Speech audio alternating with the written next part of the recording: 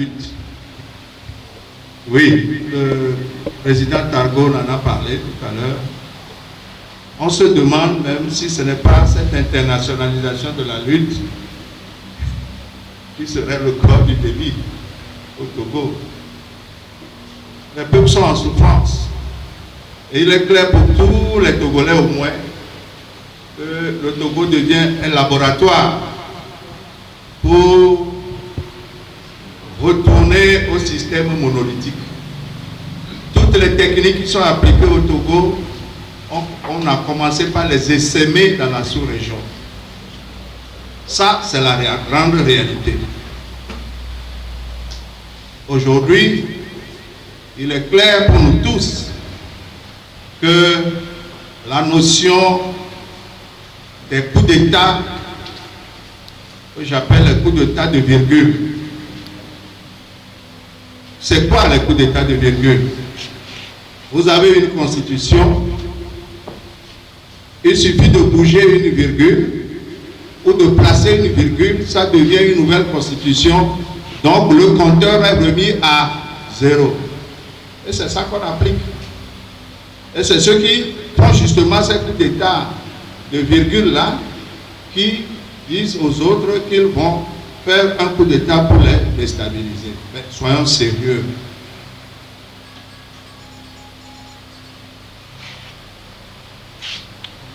On a posé la question de savoir qu'est-ce qui a pu être dit au niveau du G5.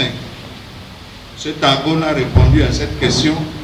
J'ajouterai tout simplement que ce qui a été dit au G5, c'est le problème de tous les Togolais, y compris vous aussi, les journalistes.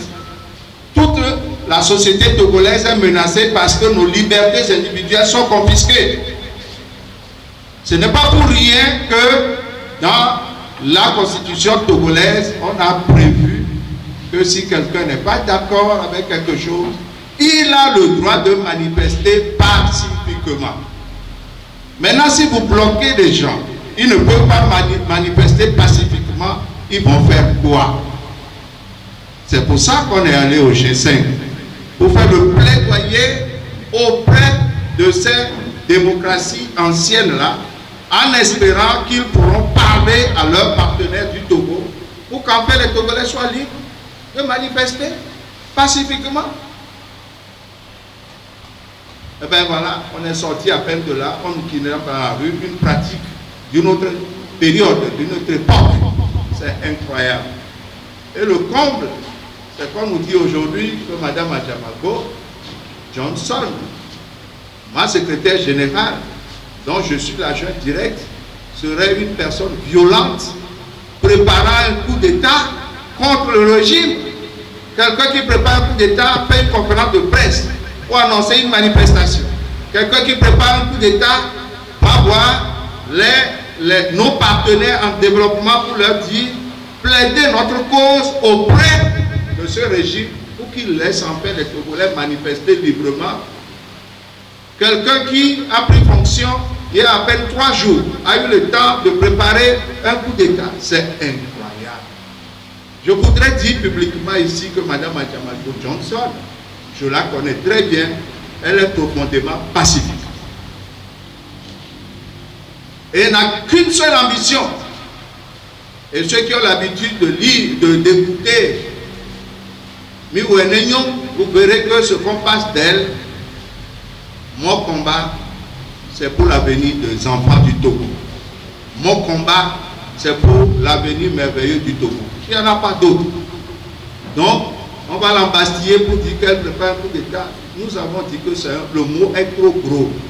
Il est trop gros et est inacceptable pour nous. C'est une manière de la faire taire.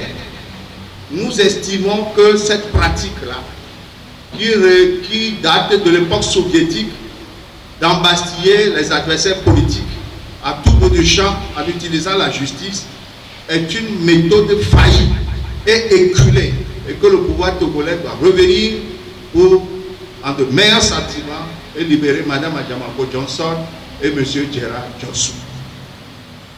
On a su en quelques jours que Mme Adjamako a commencé par gêner parce qu'elle parlait, et ça, quand on fait les choses qui ne sont pas bonnes, on n'aime pas la publicité autour. C'est clair. Nous leur demandons solennellement et avec force et vigueur que nous voulons la libération de Mme Adjamako Johnson et de M. Gérard, car nous les connaissons. En aucun cas, il ne peut pas avoir une collusion pour préparer un coup pour déstabiliser, s'il vous plaît, un régime. Vous savez ce que ça veut dire? Est-ce que nous réalisons ce que ça veut dire? Est-ce que nous avons conscience de ce que ça veut dire? Ce n'est même pas pensable. Ce n'est même pas pensable.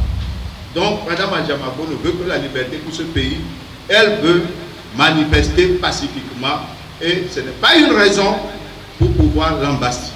Nous demandons immédiatement leur libération sans condition. C'est ce que vient de dire le communiqué qu'on